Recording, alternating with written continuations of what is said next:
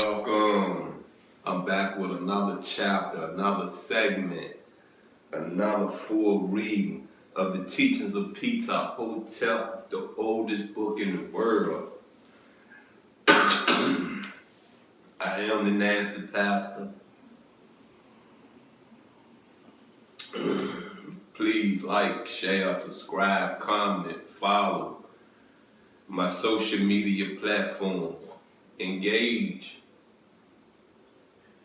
Come in, learn some, build. I get a little comments, I get some views, but let's build it. Let's build. I said from the last reading, we'll be getting into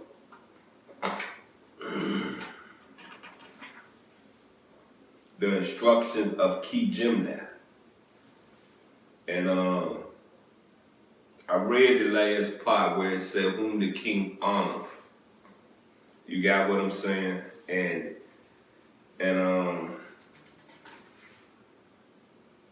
one generation to another, and whom the king honoreth, they'll be tied in together. You know what I mean? It'll be two titles to one visual. So if you keeping up, you feel I've skipped over some things, especially these last two chapters with the instructions of Peter Hotep. They will be in one visual. All right, let's get into who Key Gymnast is. You know, like I said, I remember the Hotep name. You know, Key Gymnast, I'm not familiar with that name. You know what I mean? I'm familiar with Gymnast.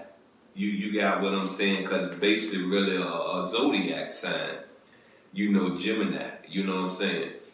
But let's go on into the instructions of Key Gymnast. It says, the cautious man flourishes. You get it? That's the man that thinketh. That's the man that is not on a rush to do anything, because see, every move is calculated. Every move is thought out. In other words, this probably is a professional chess player in our days and in the days of Kemet. You know what I mean? Ancient Egypt.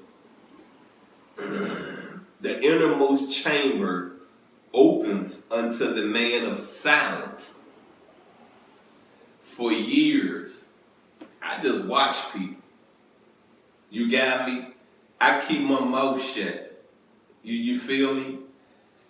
When I'm in school learning, you got me? I don't care if it's in these streets or it's in a building, a school setting. What I don't know, I keep my mouth shut. When I do know it, I speak. Wide is the seat of the man gentle of speech. I like that. I'm gonna have to work on my gentle speech. I like it. You know what I mean? I get it, because when you think about Martin Luther King Jr., you know, he touched millions. He touched people across seas from America. And his speech was gentle. I mean, he'll get demanded. He'll get a little, how to put it, boisterous. But he was more gentle than boisterous, you know. So it's something I'm gonna have to work on, you know what I mean? But knives are prepared against one that forceth a path. You get it? I was always told never to force anything. I was always showed what's yours, you don't have to fight for. What is guaranteed yours, you don't have to fight for it. It drops in your hand, from what I was showed, from what I've learned, from the things I've been through.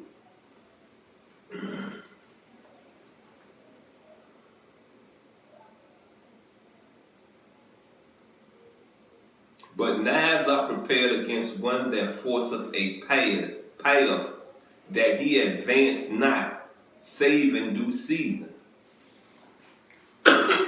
Just to give you a prime example, you know what I mean? And I'm gonna just use, women for example. The women that I probably spoke to, in their eyes, I'm pushing up on them, it was a lot of friction. But the woman that gave me a conversation first, a I first, a hello first, it wasn't a lot of friction. You know what I mean? And I'm not gonna say that most of them was bad for me, because the woman I saw as my soulmate, she came at me first. You know what I mean? It was a hookup. I didn't ask this guy I grew up with to hook me up with anybody. She showed up one day. And from that night, you know what I mean, we got close. And I found out through our time together, this was a woman I never had to argue with. She never had to argue with me. This was a woman that we did for each other without asking. It was a time we stayed on that highway doing things. And to know that I don't have to foot the whole bill to anything was wonderful. You know what I mean? I go pay for the hotel room. She paid for the meal that night. You know what I mean? We get up the next morning, I pay for the breakfast. She go pay for the lunch. You got what I'm saying? And to not have to ask, when the check come on the table, she grabbing it before I grab it. That's some stuff I won't used to. You know what I mean? I hadn't had a woman in my life, and that was before I was 21. You got what I'm saying?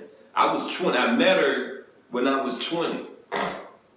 And I hadn't met a woman like that before. Most women I met, you know what I mean, before her, they always got their hand out like they want something. You know what I mean? You ain't giving up nothing, but you want something. And that's the part I never, you know what I mean, I never understood. What makes anyone out here feel that what you're really offering is sex? What makes you think I should pay for that? The way I feel about me, you should pay for me. Anywho, let's get back into this. Number 2, if thou sit with a company of people, desire not the bread that thou likest. Short is the time of restraining the heart, and gluttony is an abomination. Now, if you have kept up with me on my other platform, the Love and Respect Experience, we talked about gluttony, right?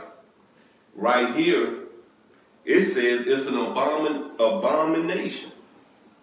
They say gay people is an abomination. You know what I mean?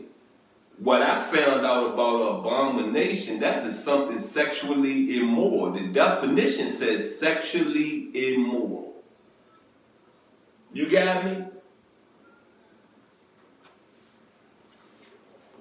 Therein is the quality of a beast.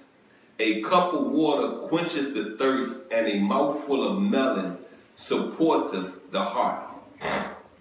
A good thing standeth for goodness, but some small thing standeth for plenty. A base man is he that is governed by his belly. He departeth only when he is no longer able to fill full his belly in men's houses. In other words, this is a man that just come around you to eat your chicken. You ain't got no chicken, he gone. You feel me? In the now time, we call them users. They're around you for something. When you have nothing to give them, they're not around you. In other words, they are what they call, what I've called, no giving MFs. You know what I mean? They got their hand out for you to give them something, but never giving you anything. In other words, it's a whole lot of thanks, but no giving. You feel me? Whole lot of thanks, but no giving.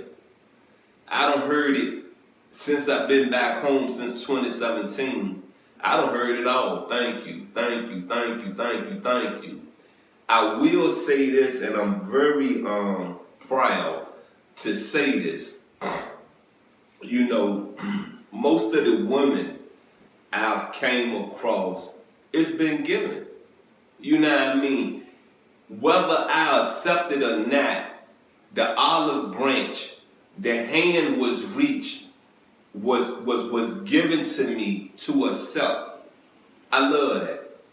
That's what I love about most of these Richmond, Virginia women I grew up with, I've met.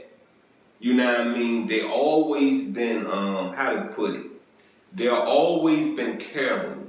They have always been loving, not to the man they're in a relationship with. If you a family member, if you a good friend, if you someone that they know, they're gonna help you. Point blank period, they're gonna help you. You got me? Ain't gotta be no strings attached. They gonna help you because at one time, these women that was born and raised in Richmond, Virginia, was the backbone of men. If we fail, we could count on them to pick us up. Now it's messed up that in the now time, most of these women have failed and there's not a man to really pick them up. So how do you think they feel? How do you think when they're speaking to their women, their daughters, their nieces, how do you think it's being portrayed to them? So that means the cycle of hate. That means the cycle of a man ain't ish keeps going, right? It keeps going in rotation, right? To the next generation and next generation and next generation. Come on. Pick your baby mama up. Pick your daughter up. If necessary, pick your mama up. I know your mama gonna be a hard task. I know that for a fact, cause mama stuck in her ways. And I know my mama ain't no different from your mama. Anywho, I just say this to you right here, you know what I mean? It's a lot of stigma in the black community. It's a lot of hate in the black community. And right now, I'm not gonna place the blame here, the blame there, the blame this, the blame that. I'm gonna stick to the facts. And you should know your role you played. I know mine. You got me? I know mine. I know the convictions, the pain, the deaths I placed in the black community. You got me? Get back in this. Number 2, if thou sit with a company of people, desire not the bread that thou likest. Short is the time of restraining the heart, and gluttony is an abomination. Therein is the quality of a beast. A cup of water quenches the thirst, and a mouthful of melon supporteth the heart. A good thing standeth for goodness, but some small thing standeth for plenty. A base man is he that is governed by his belly. He departeth only when he is no longer able to feel full his belly in men houses. Number 3, and honestly, this is going into another chapter, which is on avoiding offense. If thou sit with a glutton, eat with him, then depart. If thou drink with a drunkard, accept, drink, and his heart shall be satisfied. Refuse not meat when with a greedy man. Take that which he giveth thee, set it not on one side, thinking that it will be a courteous thing. If a man be lacking in good fellowship, no speech have any influence over him. He is sour of face toward the glad-hearted that are kindly to him. He is a grief unto his mother and his friends, and all men cry. Let thy name be known, thou art silent in thy mouth when thou art addressed. See, that's a hateful man. That's a jealous man. That's an envious man. Key Gemini is really into the 7 sins. You understand me? Glutton is a sin. Hate is a sin. Envy is a sin. Lust, that's a sin. You know what I mean? So really, Key Gemini is really breaking down sins. You know what I mean? Number 5, be not naughty because of thy might in the midst of thy young soldiers. Beware of making strife, for one knoweth not the things that the God will do when he punishes.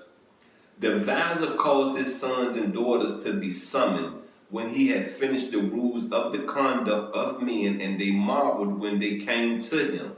Then he said unto them, hearken unto everything that is in writing in this book, even as I have said it, in adding unto profitable sayings.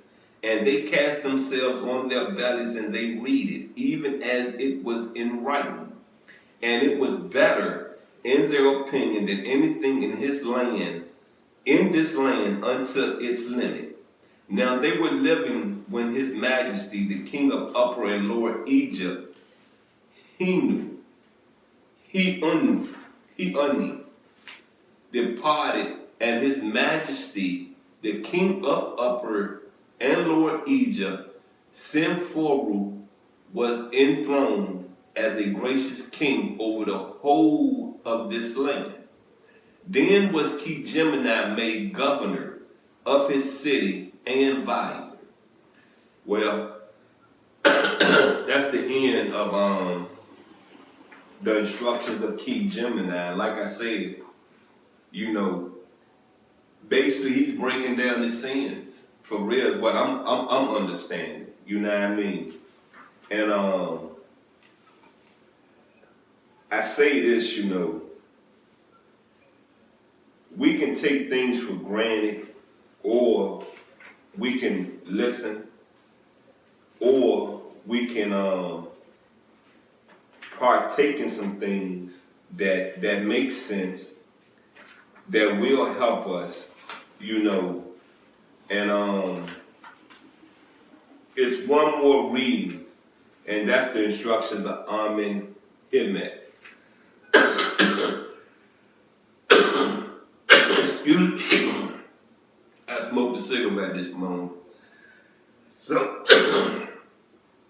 it's sitting in my throat till I can get it up out there. But peep this out. Key Gemini basically wants you to understand what you're doing. His instructions are simple. You know what I mean? Do not walk in sin. And a lot we do is sinful. A lot we have lost in the now versus what it was before Christ. So I say to you this, you know, our Maker, our Creator, our God is the oldest spirit, the oldest soul, the oldest entity known to man. So if we're to be obedient, if we're to obey, come on, I'm an example. These streets don't work. I'm an example that the 42 laws of Mott is a trap to put you in prison, is a trap to make you an informant. You understand? Those laws didn't even work in Africa. We was never to put our hands on anybody's property. We was never to lie. You got me? But see, we're in the land of free will. And the way we see things is that if I can get away with it, then what the hoop, right? What the hoop, right? Peep this out. You still got to answer for your sins on Judgment Day.